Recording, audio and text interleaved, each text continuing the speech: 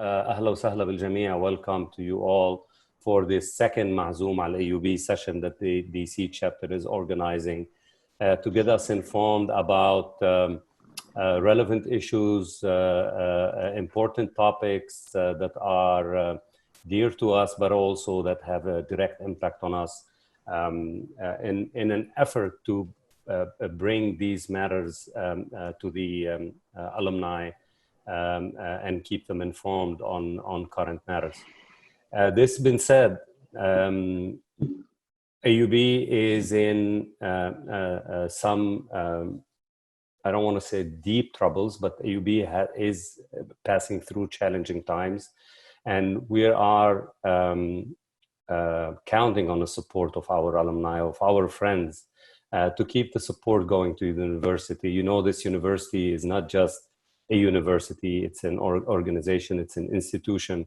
It has an influence all over the Middle East. It's the light of, radiates, you know, freedom of speech and democracy all over that area of the world. And we need to keep it where it is, and we need to support it. So we're counting on all your help and support, and to keep coming to these events and keep supporting us. We will do more of these, and I'm thrilled today that Dr. Amer Bisat is joining us. I will let the introduction for the co-chair, Dr. Ali Halawi, to go over Dr. Bisat's biography. I will be silent now and pass it over to Ali, and at the end I will just announce the next week's speaker. Ali, the floor is all yours, and thank you all for joining us. Thank you, Mustafa. Thank you all. Some of you reached out to me and saying that a discussion about the Lebanese economy cannot be discussed in 1 hour. So it's like anything that has Lebanon in its title needs definitely more than 1 hour. So that's why I'm gonna keep the bio short, and we'll give the floor to Dr. Amer Bisat to give his argument, and then we'll start introducing the questions. So I would highly recommend that you type your question in writing. Then we'll pick these questions and we'll ask it. We'll pose it to Dr. Amer Bisat at the end, in order to keep it simple and minimize any connection issues. Thank you again. Thank you, Dr. Amer, for joining us. It's a pleasure to have you with us to discuss the economic collapse in Lebanon. As you all know, Dr. Amer Bisat is the managing director and head of the sovereign and emerging markets at BlackRock. He held the portfolio management positions at Morgan Stanley and UBS between 1991 and 1998. He was a senior economist at the IMF, where he was part of a team that negotiated high-profile programs for Russia, Ukraine, and Egypt. Hopefully he will give us some insight about these cases in comparison to Lebanon.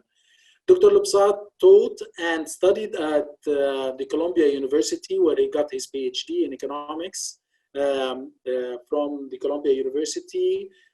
He co-authored a book about globalization, and he wrote several articles. The most recent of these articles is an article titled "A Grave Crisis with No Silver Bullet" for the Carnegie Middle East Center. He authored it with Marcel Cassard and Ishaq Diwan. He has a nice piece as well with the titled "The Government Economic Plan: A Complicated Maze of Policy Trades-off" with the LCPS Center in Lebanon. He earned his BA from the American University of Beirut in 1984 in economics. And we're looking forward to hear from him about his insight and his view on the economic situation in Lebanon. The floor is yours, Dr. Amer. Thank you very much. I really appreciate it. It's an honor to be here. To Mustafa's point, I was completely, like all of us, jarred and disturbed by the letter that Fadl Khoury wrote a few weeks back, suggesting the dire strait that our university is going through. It was an incredibly sad moment when you realize that a university like AUB is in the challenges that it's facing. So it indeed is incumbent on all of us to make sure that beacon of light isn't not turned off. So I strongly urge that we all are supportive of AUB as we can. We cannot live without it. Let me put it that way. So what I was thinking of doing, I was talking beforehand, I was thinking of doing is spending, I'm going to try to spend no more than 20 minutes, maybe a bit more. And I'd love this to be more of a conversation, more of a discussion. And the two things I wanted to do was describe how I see the issues, how I see the problem. And I'm going to argue that the way I see the problem is the way the IMF sees the problem, not surprisingly, given that I come from there and I've worked there for years and years. And then I'm going to give you a preview on what the kind of solutions that are likely, what are the levers, what are the policy options that are available to us, and maybe conclude with some prediction on timing, some prediction on the path forward, if you allow me to. So listen, let me start with the nature of the issue. The Lebanese love to think of themselves as unique. We're not. The problem that we're facing is the problem that almost every other emerging markets that has run into trouble because of. And it is one word and one word only. We borrowed too much. We built up a level of indebtedness that we simply could not support. And I'm going to go into details in a second. The original sin is the leverage. The original sin is the debt that we built up over the past 30 years, right? Incidentally, this is not a unique situation, but what is unique about Lebanon is the size.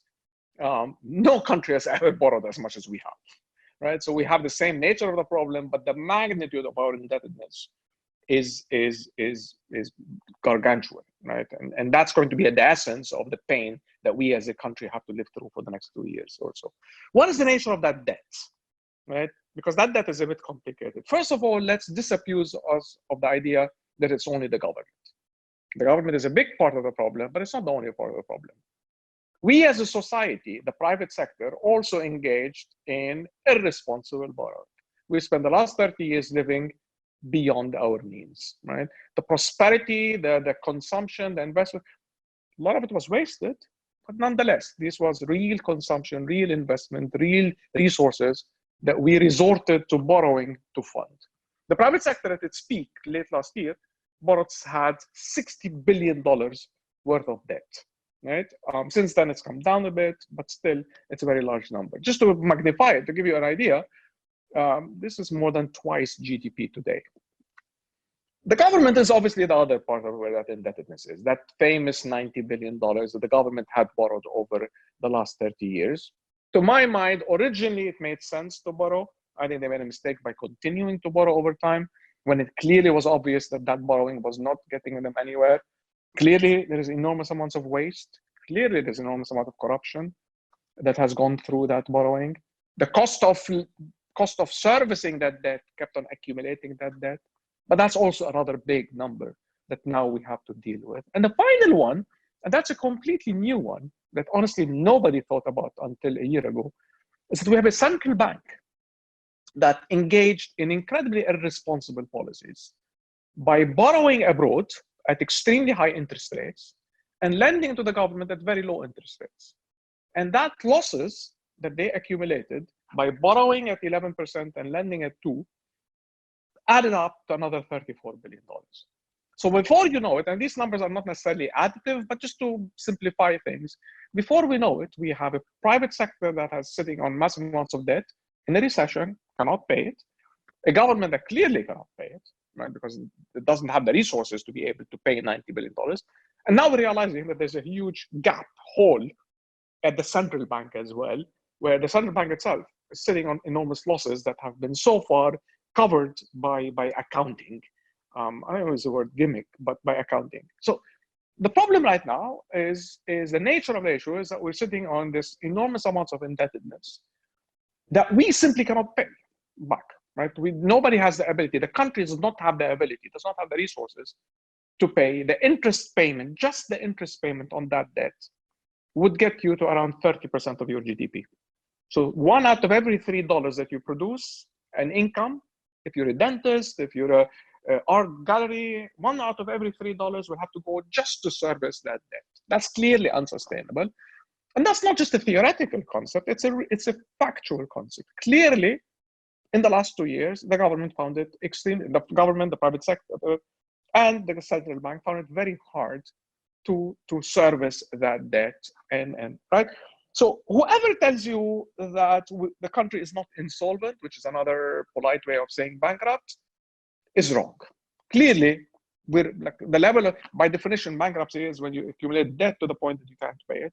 We're clearly at that stage. The level of debt is enormous, and we just can't pay it, right? What complicates matters in places like Lebanon is that debt, usually in other countries I deal with, the debt, when you borrow from the rest of the world. So if you decide you don't want to pay it back because you just can't anymore, chances are the guy who lent it to you sitting in New York or Zurich can live, right? Because you're a very small part of his portfolio. The problem in Lebanon is that a lot of the borrowing, most of the lending to that debt was done by us, the depositors. The depositors in the banking sector sort of gave it to the banks, and the banks turned around and gave it to the three crowds that I just mentioned. Right? They gave it to the private sector, they gave it to the central bank, and they gave it to the government. Now that those guys, remember what I said, they can't pay, suddenly the deposits now are invested in assets that are simply unrepaid. So the essence of the problem right now that we're having, the way the IMF would think about it, is that this is an unsustainable debt problem that cannot be paid, that is lent by a banking sector that now doesn't have the assets to repay itself, right? Okay, I have a depositor, I gave it to the bank turned around, gave it to the three sources I mentioned. Those guys can't pay me back. Suddenly the depositors can't get their money, their hands on the money. Now, it can complicate the story. You can think about it in dollars versus lira. We can get into this later on, but at its very, very simple level, this is the essence of the issue. We've overborrowed, and most of the lending happened by the people in the economy itself. The people, the society, lent money to these three crowds, and these three crowds cannot pay them back. And this is where we are, right? This is the when the IMF comes to a situation like this, I mean, all the bells and the whistles that you're seeing on Twitter and Facebook and all these articles, including mine, really there are 7 things that we can do to solve this problem like this. Anybody who tells you there's more than that, and there's a silver bullet and there's a magic bullet that can be used so that we don't go through pain is lying, right? There are 7 things that the IMF is going to be asking for, right? The first thing they're going to do, they're going to say, listen, all that debt that you have, that remember, the 90 billion to the government, 34 to BDL, 60 billion to the private sector, you just can't pay it. You need to reschedule it. You need to restructure it. You need to do a debt restructuring and a debt operation, right? You're going to have to sit down with your creditors and you're going to say, I can't pay it. Let's come up with a solution, right? And it's going to be a very complicated set of negotiations. It's going to be painful for the reasons that I think I alluded to, because the creditor, the guy who lent you the money, is your cousin, right? It's internally, it's in the same country. But we're going to have to sit down and we're going to have to find out a solution to that issue, right? And there's multiple ways. This is no hot water, like nobody's inventing the hot water here, right? You can either ask the debtors to accept lower interest rates. You can ask them to extend the maturity. So if I owe you the money for 3 years, you know what, make it 50 years. If it is, you could argue that, you know what, I promised you 100, I'm going to give you 50, so you're going to do a haircut of the principal. We're just going to have to reduce that debt. That debt is unsustainable. And by the way, to be fair, to be honest or clear about it, we're not the first country or the last country who've done that, right? There's been, on average, 3 countries a year for the last 30 years who've gone through what Lebanon is going through. Debt rescheduling, debt restructuring, debt default, whatever you want to call, is par for the course. So that's the first thing the IMF is going to ask us to do, right? And And they're going to be very clear about this. They're going to tell us, you can't afford this debt, sit down with your creditors, deal with it. The second thing they're going to do, and obviously that's the painful one, that's the hard one. They're going to say, fine, the guy who lent you the money, you're going to have to sit down with him and you're going to say, I'm not going to be able to pay you back, right? So you're going to have to do something on the banking sector. You're going to have to restructure the banking sector. The banking sector, I mean, let's be between friends here. Let's be very honest. The banking sector is insolvent. It's bankrupt. Like the banking sector had lent money, and that money now cannot be obtained. By definition, they're bankrupt, right? So we have to sit down and we have to figure out a way to deal with our banking sector right now. And the fund is going to be very, very clear about this. And unfortunately, there are only 3 ways in which you can deal with the banking sector. There's no, the first thing you do is you go to the bank owners and you say, all that capital that you have, all that money that you put on day one, sorry, that's gone, right? That's the first loss. And that's a $20 billion number. So that's going to help. Now, the banks are going to fight you because they want to keep their capital. But the reality is, we're going to have to go and say, sorry, you lost that capital, that equity is gone, right? The second thing you're going to do is you're going to go to them and say, give us, if you want to keep your bank, you have to bring in some more capital, right? Fresh capital is what they're calling. They're going to bring in some amount. Not sure how much. They're going to bring in some amount. The third thing, which is unfortunately what I suspect all of you care about, is what's going to happen with deposits. The deposits are going to be hit, right? Let's accept that. One way or the other, the hole is too big, right? No. The question is how much? I can't answer. We can go through them later on in the Q&A in terms of the scenarios, but chances are that the capital of the banking sector is not going to be enough to fill the hole that's going to come as a result of the fact that the debt that money was used towards is gone, right? So the deposits are going to be affected. How much? What percentage? Who? Big depositors, small depositors, foreigners versus locals. All of these things is up for debate. But we need to do something about that. And that's the second thing that IMF is going to be asking about, right? The third thing is another elephant in the room, which is listen, the way you deal with debt. If you're, just think of yourself as a household, as a family, right? If you're over indebted and suddenly you run into trouble, what do? You cut on your spending, right? You simply consume less. You tighten your belt, right? If you cannot, but what does that mean? That means that suddenly your quality of life comes down. That's another way of saying we're going to have to go through a recession. Right. So the third thing that is going to be is that the fund is not going to demand a recession, but it's going to tell us, the IMF is going to tell us, we're going to have to accept a recession. And a recession is one where you tighten your belt and live with a new reality. And right. Hopefully it won't be too long. Right. All international experience tells you we're going to have to go through 2 years, and eventually you can start recovering afterwards. Hopefully it won't be more than that. There are cases where it's less, cases where it's more. I'm baselining it at 2 years of deep contraction as the whole society tightens belt to reduce its consumption in order to generate the savings that allows us to over time reduce the debt. Now, the fourth thing, and this is where the fourth thing, which is the IMF is going to be spending a lot of time on, is the public finance, the fiscal, right? What is the government going to do? And in Lebanon's case, it's really complicated. In Lebanon's case, so for one thing, they're going to come to us like any other country and say, you know what, you have to raise taxes, right? Because that's the only way you can pay the remaining debts over time is by generating surpluses. And to do that, you're going to have to raise taxes. You're going to have to lower spending. You just like any household, you need to tighten your belt as a government. Hopefully we can do it in an efficient way. Hopefully we can protect the poor through social safety nets, extremely important, right? So that tightening of the belt by the government is not painful to the poor. But the government's going to ask us, the IMF is going to ask us for significant tightening of the belt at the fiscal. And that means higher revenues and lower taxation. Lower spending and higher taxation. But in Lebanon's case, the fund is going to ask for something different on the fiscal side.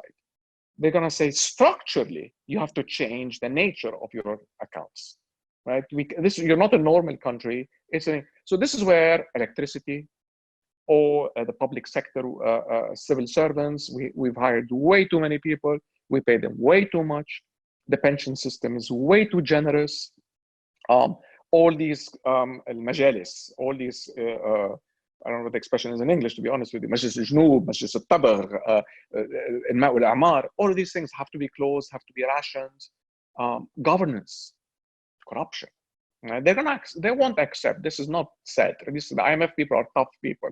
They're gonna say, from now on, you have to have rules so that money is not stolen, right? And you're gonna be, incidentally, these are gonna be very tough negotiations. I'll get back to my predictions on the negotiations later on. So that's the fourth thing, right? The fifth thing that we're gonna have to accept and we're gonna have to deal with is we're gonna have to accept a lower currency, a weaker currency. Right? Devaluations in this situation is something that's the IMF is going to ask for, right? And the devaluations, I mean, don't take me wrong, the devaluations are very painful. They make wage earners much poorer, right? We're being paid 1,000 liras, which used to be 1,500 liras, which was worth $100. Now that same 1,500 liras is worth like $30 or $40, right? Suddenly you are a poorer. So I fully admit a devaluation is problematic for the household sector, for the wage earners, but has the advantage of inflating your debt away. All the lira debt becomes less valuable in dollars, right? So it has a value, it helps you de-lever as well. It has other advantage, and I'm gonna be very, people don't like to hear that, but it makes our wages cheaper. It makes us more able to export, and tourism becomes something that becomes more thriving, right? So devaluation is a way in which you breathe more as an economy, as a society. That's number 5. Number 6 is this cannot be done alone, right? All of these 5 things are extremely painful, right? We're gonna need some foreign support, right? We need to go out there, and this is why we are talking to the IMF, so that we can get money, foreign money. That's what we need to talk to SED, right? So part of the agreement, part of the discussion with the IMF is going to be, listen, do all these things, these 5 things for me. And I promise you, once you do the 5 things, I will give you my money, the IMF's money, which is going to be significant, incidentally. We can talk about the sizes. But then that amount of money unlocks much bigger money from elsewhere, from SED, from the French, hopefully from the Gulf. Hopefully, I mean, that's a question mark, and we can get money from the Gulf. So the 6th thing is you cannot do it alone. You need help from the rest of the world.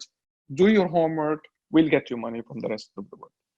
The 7th thing and the last thing, and this is where I'm going to stop about the policy framework, and that's the most controversial one, is we need to think about, and let's talk about it in the question and answer session, but we need to talk about what is euphemistically referred to as state assets. We have to talk about privatization. Right? Again, think of it in a household sector, in a sense. If you owe somebody $100 and you can't pay it, the guy comes to you and says, I'm sorry, you have a house.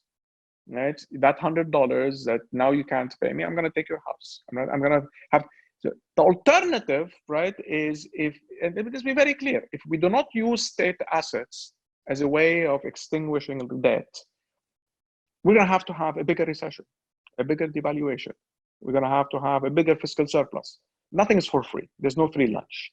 And the problem is so big that we need to, if we use some of those state assets as a way of extinguishing the debt, it helps us on all the other fronts I mentioned. It makes it easier for us.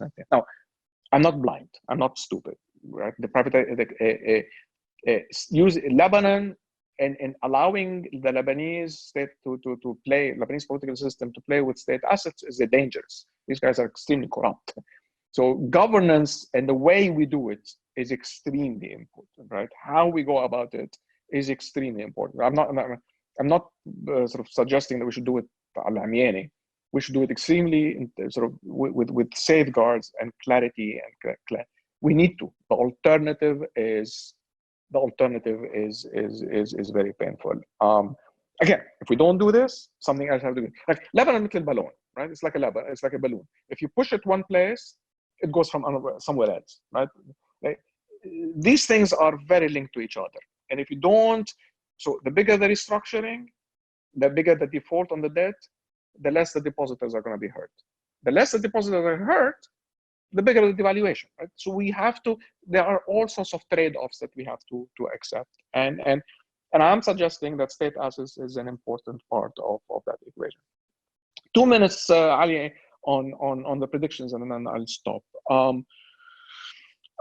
We started the negotiations. They started, 2 weeks now, 10 days ago.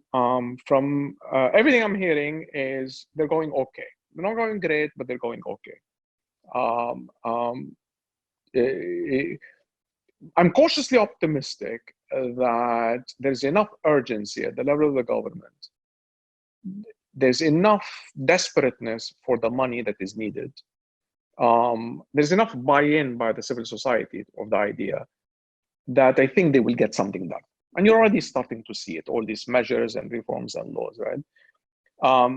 The fund is not going to accept promises. They will do this thing called prior actions. They're going to ask us to do something before we see the first dollar, right? So a lot of the things that I mentioned, they're going to ask for beforehand, not after. They're not going to pay us. This is not like SET, right? They're going to say, show me the money, show me the effort, I'll give you the money. So there's going to have to be a bunch of prior actions before we see the first dollar. I'm cautiously optimistic for the reasons that I mentioned. And I think hopefully we will see the prior actions, and as a result an agreement, and as a result the first disbursement. But doesn't stop there. IMF programs are anywhere between 18 months and 3 years, and I've seen programs that are even longer than that, right? So the way the fund is going to do it is they'll give us the money bil-attara, right? They'll give us the money every single quarter, right? They're going to say, you guys have to do these things. If you do them, you get X dollars. And then you do the next one and the next one.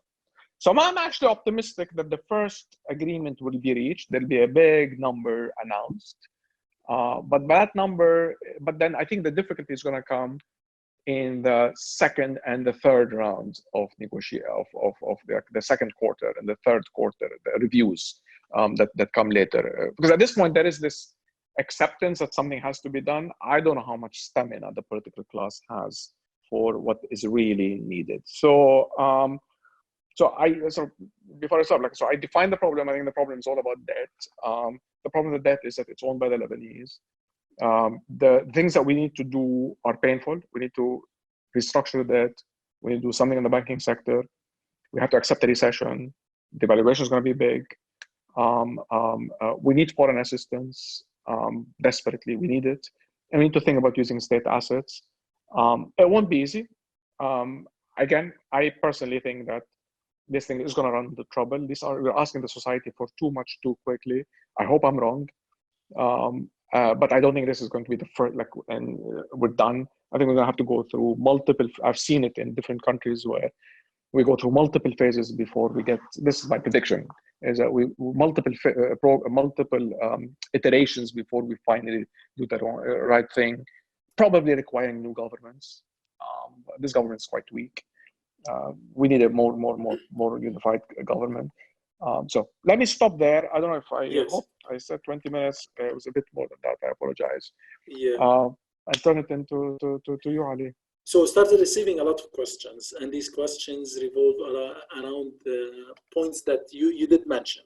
But I will ask you 3 questions. I'll group them. So I have questions from Mustafa Al-Amin, from Bushra Jabir, and from Malik Salibi. They revolve around alternatives. So you're arguing as if the IMF is inevitable, and you wrote that in your LCPS piece.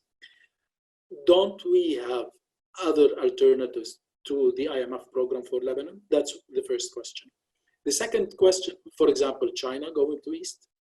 The second question, do we trust that the government will take the interest of the citizens when they work on these programs?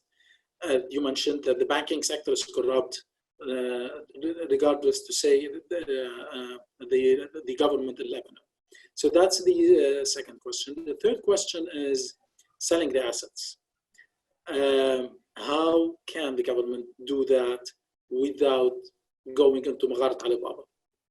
So these three questions, and I'll give the floor is yours.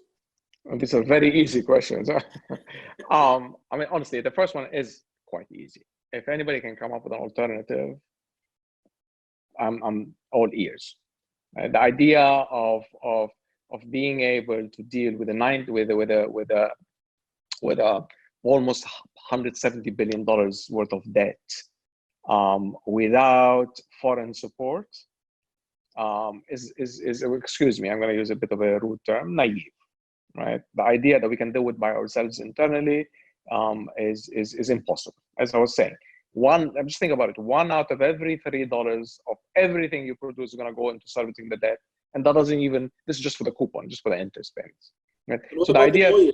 Can't we capitalize? No, this is a state asset concept. Let me get back to that in a second. That's the idea of state assets. That's, I think of it as a way of reducing the pain. Let me get back to it when we get to the Mgharat Alibaba issue, right? But the idea here that there's a silver bullet and we can go to the Chinese and we can go to the Qataris and we can go to the, or we can do it internally. I'm making a very, very intuitive point, which is the nature of the size of the problem is so large that the idea that we can do it without foreign support is impossible, right? And I'm going to introduce another idea, which I don't necessarily like, but I think it's a bit patronizing to use it, but for people to tell me that, but I think they're not completely wrong. We need the discipline. We as a society, as policymakers, need the discipline, need the rigor, need the guidance that comes from an international organization that sits there. I mean, we tried to said they gave us leeway. That leeway didn't work, right? So we need, again, I think it's a patronizing argument. We're grown-ups, we're mature people, but the reality is we don't always act that way. But more importantly, it's the money. More importantly, it's the foreign assistance that comes from an international. Again, I want to emphasize this. There is a way of doing it internally. Ceausescu in Romania in the 1970s decided he doesn't want the IMF. Right? He told his people, you do it internally, you pay your debt internally by tightening the belt, raising savings, right? He was the only European country during the period of starvation in the 70s, the only country in Europe that went to starvation because of that. He repaid his debt, but the pain was incredibly, and eventually he got thrown out, eventually got killed because of it, right? So the idea that we can do it internally, I think is with all due respect, naive, right? We need them. We're at that stage of the issue, so we need them. The Mgharat Alibaba issue is obviously something I spend a lot of time on, which is yeah, I don't trust them. Clearly, I'm just, call me a skeptic as much as everybody else in this room. I'm a skeptic, right? However, there are ways to tie their hands. I'm not going to say they're easy ways, but there are ways in which you make sure that governance, efficiency, equity, by the way, like the way you distribute the resources that comes from the state assets is done in a proper way. I think there's enough ways in which you can structure it in a way that through rules, through laws, through transparency, through watchdogs, people who watch them every single day of the week and Wednesday. There are ways, and other people have done it, right? It succeeded in, I mean, so you'll be surprised in places like Georgia, it worked. In Latvia, in all the Estonian, in all the Balkan countries, it worked quite nicely. It didn't in Ukraine, it didn't in Russia. Russia was a disaster, obviously. Georgia, but there are places in which state assets were used to reduce the debt. And this is where, by the way, oil and gas comes in, incidentally. Because I'm not going to sell the oil and gas, but I could sell the cash flow that comes, right? The promised cash flow. I can securitize in the future receipts of oil and gas towards my debt. So you could say, again, here I'm getting into more weeds than I want to get into, but just to give you a sense of it, right? You could say, you big depositor, right, that now you can't get your money because the debt that the bank has made has gone bad. Fine, you don't get your deposit, but now you get a bond that pays based on the receipts or securitized by the receipts from oil and gas in the future, and that's going to be valuable. That's an asset that you can provide them. So my short answer, I'm sorry, I'm babbling here, but my short answer is there are safeguards we can do. There are ways in which we do it. We should be very careful if we do go down that path. And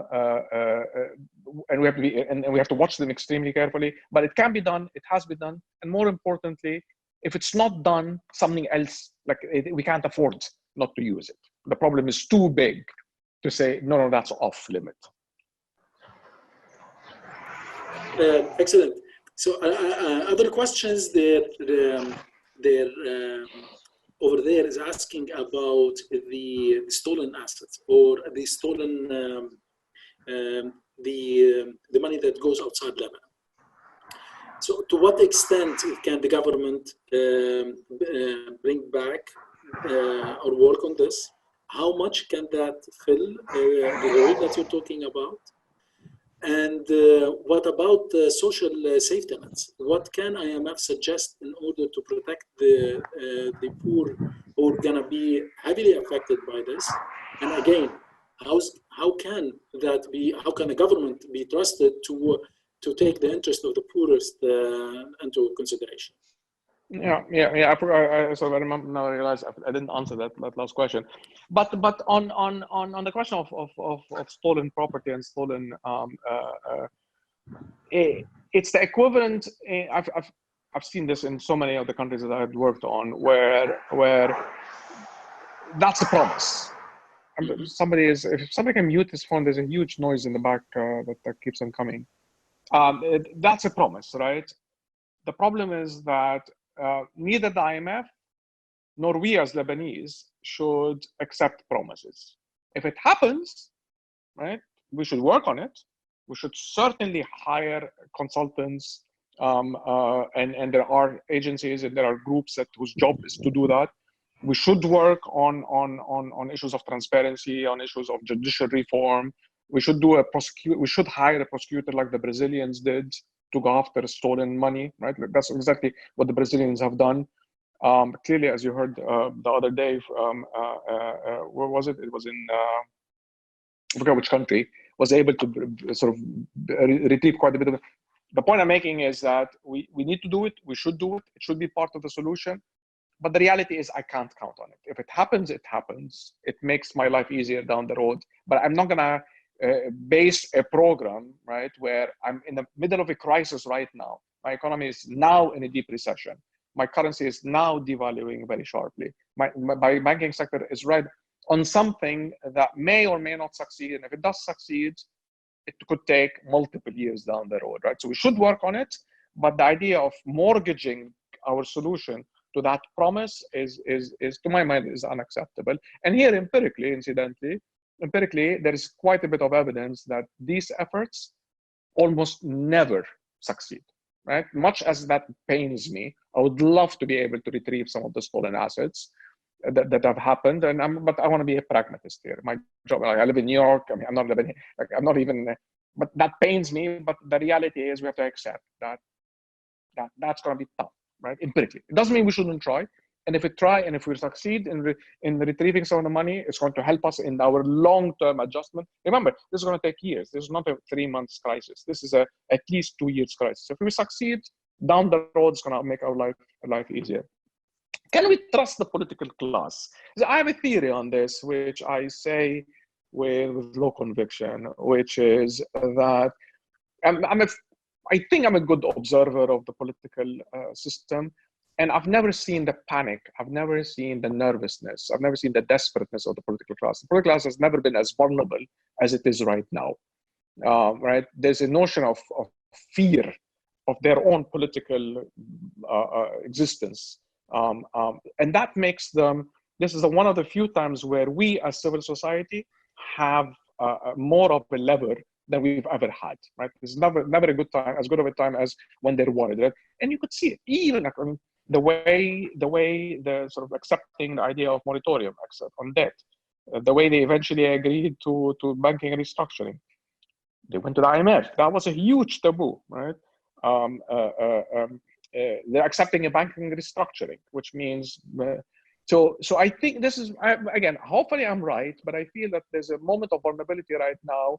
And we as a civil society have both the role and duty to be watchdogs and push them in the right direction. So I've never been as optimistic about the role of the ability of the civil society to make sure that they do the right thing. Their instinct is not to do the right thing, but we have a role. So I'm on the board of this thing called Kulluna Irada. That's a lobbying group. It's a watchdog. It's incredibly important to have things, government entities like this to watch them. Can I say for certain, Ali, that they're going to do the right thing? No, their incentive is never to do the right thing. But I think they've never been as scared, as worried as they are right now. And I've never seen our ability as a civil society to affect change. I'm not naive. We're not going to turn into Switzerland tomorrow. But I'm at least optimistic that we can, given how desperate they are, given how scared they are, that we can make a bit of a change, a bit it's a theory. I may be wrong. Hopefully I'm right. So there are questions about the how successful this program would be. You seem optimistic that if we have a good program for IMF program for Lebanon, and if there is a good governance there, then we will start, we will put Lebanon back on track. But I see questions from Carla and from Mira Saidi about the comparison with other, and from Mustafa, about comparison and parallel with other cases. You compared Lebanon to other cases like Egypt, Jordan, and Tunisia in your article for Carnegie Mellon. Is there a comparison? Are we comparing apples to oranges when we're talking here? So first, the question about success. Were these cases successful? And can we compare those two cases? And what were the underlying factors for this success? If the economy, and I have a question here about, is that evidence-based? Do we know for sure that all these austerity measures will yield the required results? Okay, the third one is a separate question. It's a very, very complicated one. I'll get back to it in a second. But just a point of clarification. I'm cautiously optimistic about the first phase of the program succeeding. I'm not optimistic at all about the program having sustenance over the amount of time that is actually needed. And again, I'm at the risk of repeating myself, I apologize for this. I think the prior actions will be done. I think chances are the prior actions will be done. And as a result, there will be a program and we will get the first check. But the first check is the first in 12 checks. They're going to give us money balattara, right? And I suspect that we will get the money the first time and the second time, and then we'll run into trouble. And we won't be able to do it because I don't think I mean, the amount of pain that is needed and the political class is its willingness to sustain. I think there's a willingness right now to cobble together something, and you could see it. I talk to them all the time. There's this desire, desperateness to cobble together because they know they need the IMF, they need the money. But I look at other cases in my experience, and I've been looking at the countries for 25 years now. That commitment very quickly runs out. So I'm predicting that commitment that I'm noticing now, the desperateness that I'm noticing now, will eventually run into trouble. And I think we're going to have another government. I'm convinced that eventually we're going to need another government that has more national unity, more representative, that has closer links to the Gulf and to the West as well, not just the way the one color government is now that we have right now. And that's the one that hopefully will take us to the shore. But I'm not optimistic at all about who do I compare ourselves to? No, I don't compare ourselves at all to Tunisia and Egypt. And I use those as an example of how much money can we get using those examples, right? And I said, if they got that much, that's the maximum we can get. But what's no, the maximum we're much. We can get? I mean, by the way, the IMF has enormous discretion, enormous discretion. Right? That number can be anything you want, right? There's no rule at all. The only thing you can do is look at other episodes and other cases. And in our paper, we said, if we use Tunisia, Morocco, and Egypt and Jordan as an example, we probably could get 3 to 5 million, right? But there's no limit, right? The number could be bigger, and the more we do, the bigger the number. The more we promise, the bigger the number will be. We're lucky, quote unquote, by two things right now. We're lucky because we have good friends. The French are really pushing hard to give us more money from the fund. And we're lucky, again, quote unquote, there's nothing lucky about Lebanon nowadays, but if you will, is that we're catching the IMF at the point of generosity. Because of COVID, because of Corona, the IMF is extremely generous today. They are desperate to give money out with very low conditionality because they're so worried about global depression, right? So we're catching them at a time in which they want to give lots of money. So my baseline is 3 to 5 billion. Would I be surprised if the number is 10 down the road? For the reasons I mentioned, I wouldn't be surprised at all, right? So who do I compare, to go back to the question, who, if we don't compare ourselves to Egypt and Jordan, no, the best comparison is really Argentina, right? Greece, those would be the ones that, I mean, Italy, if it weren't, I mean, Italy has its own IMF called the ECB. All these countries that are highly indebted, that can't pay their debt anymore, and where the banking sector is highly levered, highly connected to that debt, those are the ones that I compare ourselves to. Now, in some cases, there were successes, right? Greece did the right thing. They restructured the banking sector, they restructured their debt, they got enormous amounts of inflows. They didn't devalue, which is, I think, a tool that we have. There was a political commitment that ended up doing the fiscal efforts. They run surpluses. And they got enormous amounts of money from the ECB. And they are now on the other side, right? Argentina, on the other hand, is still struggling. And this is what the 13th default in the last 50 years. So we're going to be somewhere in the middle between these two, right? I know there's a Venezuela example that people like to use. We're very different than Venezuela in many different ways. I'm not that worried. We're not going to get into hyperinflation and complete chaos. And I see us as somewhere between Greece and Argentina. Not that they're easy cases, both of which went through wrenching recessions, unemployment of 60%. It was a massive wrenching recessions.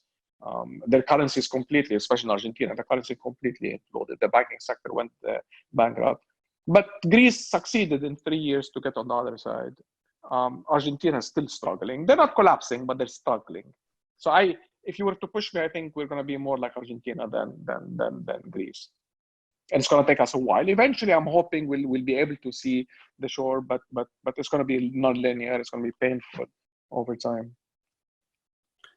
So, in addition to this, to these answers, there are the political dimension internationally. You mentioned that the French are our friends and they're pushing really hard to get us out of this crisis. But at the same time, we might have people who are not as friendly as the French. What's your stance about the US administration regarding Lebanon and lending to Lebanon? And how would that affect the negotiation the negotiation that's taking place and the program later on? Do you think this is yeah, no, and I'm following it carefully, closely, and I've met the new deputy managing director, who's the American appointment, who's a recent hire. He was hired 3 months ago. There's 3 points I would make. The first point is that geostrategy matters in these negotiations. Nobody's naive. Geostrategy matters, but they're not the only game in town, right? The staff of the IMF has a lot of discretion, and they could always frame the problem in purely technical terms and say, listen, there's a country that's in trouble. We need to help them. This is what we do for a living. And they can frame it that way, right? So we sometimes think, we think a little bit too much in conspiracy theories and geostrategy, and they can frame it as a technical, right? So that's my first point, is there's some scope that geostrategy doesn't necessarily torpedo the program. I'm not naive, clearly it matters, but let's not exaggerate how much it matters. The second one I'm making is that the Americans, I think there's a huge confusion in the US vis-a-vis Lebanon, right? There is the more ideological path that seems to be led right now from the State Department, which is one where the essence of the stance is let them die, right? If this is a way in which we can get rid of Hezbollah, perfect. right? If that means the collapse is a way in which you discredit Hezbollah and Iran and Lebanon, fine, let's do it. So there's the ideological side. But then there's also the mercantilists. There's also the commercial, trading-oriented Americans, right, which tend to be in the Treasury Department. And the new guy, the fund, comes from that group, which is more of a deal-making, right? Maybe if we help the Lebanese, we can get something that helps us in the chess game that is the Middle East. I can't tell you at this point which of the two will end up wins. My bet is the second, is that they will see it as a commercial, as a mercantilist game, and they'll support us eventually, but they'll get something from it on the other side. What? I have no idea, but this is a complicated capital P, right? But politics with a capital P, well beyond my pay grade. But I think this is how they're going to be, the Treasury is going to be thinking about it. And I think the ideologues will lose on this one. And again, I don't say this with 100% probability. Please don't take this as I'm sure or I'm saying probabilistically, it seems more likely for me that the stars will be aligned between the French assistance. Hopefully the GCC is neutral on this and doesn't fight us, which looks to be the case. They're willing, they're saying, fine, do whatever you want. We're not going to block you. Hopefully the Americans treat it in a commercial way. Sorry about that. And we'll get this. Hopefully we'll get the approval of the Americans, which is necessary. Without them, we won't be able to get the IMF money. So I received more questions about the political price that Lebanon will pay, and these questions revolve around the idea of the loans being tied to political concessions with our southern neighbors, as Mustafa mentioned. Do you think that this is going to be part of the deal of the century? How would Lebanon be able to resist that? And should they resist that? That's the question to you. A question from Bassem that revolves still around that. It seems that the IMF, it's separate, but I wanted to mention that because we have 4 minutes. We can extend, but I wanted to mention this question, and then the floor is yours. It seems the IMF are not, as if they are intentionally not paying enough attention to the geopolitical situation and the corruption that brought the country to this situation. So the political price and what is the IMF attention to the corruption in Lebanon? Yeah, no, it's a great question, and again, I want to be very humble about it and say this is the politics with a capital P, the geostrategic price that they're going to exert from us, from the Lebanese, is beyond my this is like I don't know how that plays out, right? When I used to be at the IMF, I used to be the senior economist on Russia, and Russia was a very geostrategic issue. Remember, that was after the Soviet Union collapsed. The staff, the technical staff, dealt with the numbers. They dealt with the techniques. They dealt with and they let the senior management deal with the State Department and with the treasuries on these decisions. My instinct tells me, Ali, that it'll never be very vulgar. These things are, from my Russia experience, these things are never vulgar. There's never a request that is so obvious that because like with 17 Ayar, if you remember, like in 83, right? It's not like we're gonna get that kind of demand the way we read. It's never as obvious, as explicit, as vulgar. There are always machinations in the background. There's always promises down the road. Again, I'm intentionally not being precise because these things are very vague and opaque. All I know is that which brings me to your second question: is the staff not being sensitive to the politics of Lebanon itself, right? The corruption, the waste, whatsoever. And then I don't think that's true. I don't think it's true. I know for a fact that they're focused on it a lot, and it's going to be part of the prior actions. It's going to be part of the requirements. To give you an example, they will not accept decrees. They will insist, I can tell you this for a fact, they will insist on laws. They will not accept decrees. They will not accept promises. They will want fact, right? And again, don't remember, the fund has a lot of Lebanese, including the big guy, the head of all of the Middle East. Again, jihad is very arm's length. I know for a fact he's being very, very good about keeping an arm's length about the situation, but it's not like they're not naive. Yeah, so another question that revolves around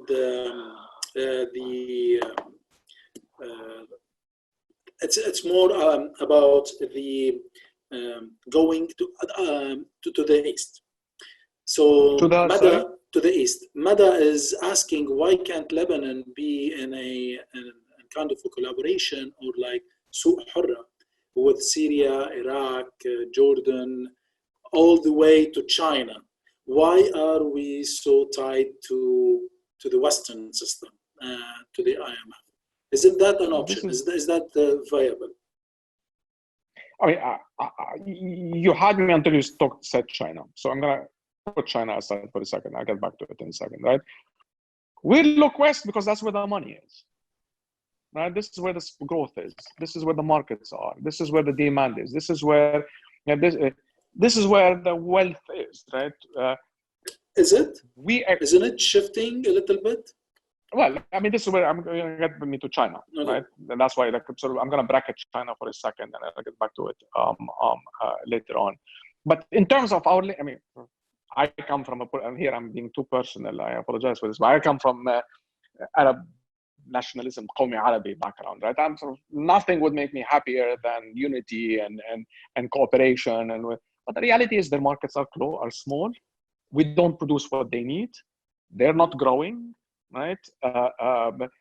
Unfortunately, we go to where the growth is, where the prosperity is, which recently is in the Gulf, right? Because that's where our workers go to work, and we go to the West because that's where our historical linkages have always been to that. So, can we gaze east? Is your question, right? And again, I feel fairly much as I would love to have more integration and more unity and more cooperation, all of which is very useful. Given the crisis that we're in right now, given the challenge that we're in right now, this is not going to be enough. We won't be 3% of our exports go to the 3 countries you mentioned. Right? So even if we're going to start exporting, like we sold potato to Iraq the other day. Okay, fine. We made $200,000 on it. Right? When your problem is 130 billion. It's not going to, this is not where the solution is. So really China is where the big issue is, right? Where there's a paradigm. The problem with China is that, and again, I deal with it a lot because they're big lenders to a lot of the countries that I invest in personally. Dealing with them is not easy, right? They don't give money freely. They really tied the money to their own interests. They only give money strategically to areas that are within their supply chain, right? So they give money to the energy sector, to parts of the manufacturing that benefits them, that helps them, which we don't have. We don't, as a country, we don't own. They don't use money as a geostrategic tool, not the way the Europeans do, where they give money because it's a way of getting the country into your orbit. The Chinese don't do that. As much. So their money tends to be tough to get. When you get it because they need you, which they don't need us, and they don't use it for geostrategic. So the Chinese option should be there. We should be talking to them, of course, as much as we can, because we need the money from anybody at this stage. But I would not be too optimistic. And every country that I've invested in that counted on the Chinese always ended up disappointed. Venezuela being the best case, Ecuador, Argentina, Turkey recently tried, and they tried hard, right? So it's not like they tried hard to get that channel, and they weren't able to. So I'm not saying we shouldn't, but I think we should lower our expectations on that front. Zafir has mentioned that the comparison between Greece and Lebanon might not hold. Well, Greece took Greece 5 years for it to stabilize, and it requires 20 to 25 years, according to Zafir, for the GDP to get back to where it was. But Lebanon, in Greece, it was a fiscal crisis issue. But in Lebanon, it's a deep structural issue and which means that for Lebanon, it's going to take a lot of time in order to get back on on a healthy track. Your comment on this? I'll defer to Zafiris any day and Wednesday on Greece. He knows it inside out more than I do. But I'm gonna. This is the debate, intellectual debate. We have two things that one, like, we can devalue, they can't. Enormous breathing space, enormous comfort that comes from being able to regain your monetary policy in a way that they can't, right? And it's not true that they didn't have structural problems. The same structural problems, the ability to generate revenues, the wastage in spending, an over-borrowed private sector as well. And by the way, it took them 5 years. And again, my view on my baseline in Lebanon is it'll take multiple years. All I'm saying is that they seem to be able to get to the other side in a way that Argentina hasn't. Argentina hasn't been able to get to the other side, to the shore, in 20 years now. I think we'll be more in. I'm not, again, to Safir's point, I'm not underestimating the pain, and I'm not underestimating the timing. I still think it will take multiple years to get us to safety. But I think I'm more likely to believe that we'll get there than in Argentina, where we keep on swimming for. So a final question, then we'll wrap up at 7:05. I'm gonna stop the video. Sorry, Ali, because I'm running out of battery, so I'm gonna go to charge it. But go ahead, please continue the question. So weakening the currency. Do you recommend doing it? Do you think that IMF would recommend doing it gradually, or just do it right away? And if they do it today, what do you think the value would be? So that's the last question. So just give me a second here. I'm trying to charge my phone.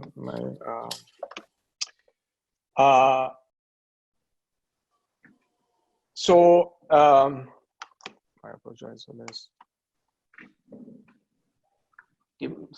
Sorry about that. No worries. Here we go. And I'm going over the yeah. No, it's fine. For some reason, my iPad ran out of battery. So the first thing the IMF is going to do is as I said in my introductory remark, they will ask for a devaluation, right? I think a devaluation is helpful for the reasons that I mentioned. It gives the monetary authority breathing space. They can monetize a lot of the debt and inflate it away. And then crucially, it provides support to the tradable sector, the sectors that benefit from a competitive currency. Moreover, in places like Lebanon, you are codifying a reality. When you ask for a devaluation, you're not asking for something new. The market today is at 4,000, right? The market is already priced in a devaluation. So what the IMF is going to say is, unify the currency. Don't do this multiple currencies that exist. Unify them all at the weakest, at the sarraf level, right? And I think so they will codify a reality rather than ask for something is new. What do they do afterwards? Floating is dangerous. At this point, letting the currency completely float is dangerous, right? Because you could overshoot. It's a complicated question about money demand and money supply and how you can get into hyperinflation very easily if you overshoot. All of these things is, is a possibility. So you want to be careful about letting the currency, you want to support it, and you support it either through intervention. So some of the money that we're going to get from the IMF will be used to intervene to support the currency at a weaker level, but we won't allow it to explode higher. It's also going to be used by keeping monetary policy very, very tight, right? So the way I think the fund is going to ask for is they're going to ask for codifying the existing the de facto devaluation. They will tell the country to introduce some level of flexibility in the future. So we don't do the fixed exchange rate that we had in the past, but they won't let it completely float. And they will use intervention and tight monetary policy to make sure that we don't lose control over the lira. Thank you so much. Thank you for for your time. Thank you for your insights. I'll give the floor back to Mustafa to conclude. And we appreciate it, Dr. Amer. My pleasure and honor. Thank you very much for having me. I really enjoyed it. Ali and Amer, thank you. Thank you very much. This was indeed a very interesting session. We appreciate both of your times for educating us on the financial crisis on Lebanon and what the solutions could be. It sounds we're gonna head into some challenging times. This being said, I want to thank all the attendees, all the AUB supporters, all of our alumni and friends